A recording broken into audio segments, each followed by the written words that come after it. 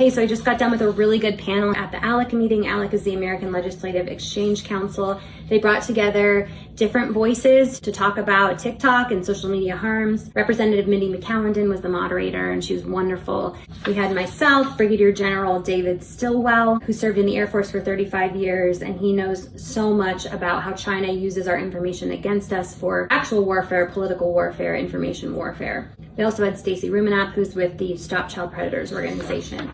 What we were able to introduce to parents is the fact that bipartisan work in the United States has identified TikTok as a real legitimate threat. Behavioral algorithm serves us and the 170 million Americans violent and shocking content, especially to kids who are already susceptible to mental health issues. TikTok is literally a form of spyware that is tracking your keystrokes, your geolocation, your financial data, your passwords, who you're talking to, and they harvest this data for geopolitical purposes. What I think is important to understand is that the CCP, the Chinese Communist Party, the government in China, has a golden share in TikTok. So literally at any point, they can request from TikTok information on a specific user, or they can require TikTok to send out a message. Congresswoman Kat Cammack said recently in our conversation that TikTok is literally turning our children into foot soldiers for the Chinese Communist Party. That is terrifying.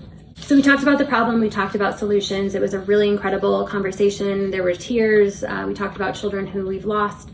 We had so many good questions, not enough time to answer all of them, from parents in the room and legislators. So thank you to ALEC for having me for this panel. And I found out afterward that there was an employee from TikTok in the room the whole time, Calder Harville Childs. Hey, wish you would have come up and introduced yourself, or we could have had it back and forth, could have asked a question, anything to further the conversation. Or maybe you agree that TikTok is unsafe for our children.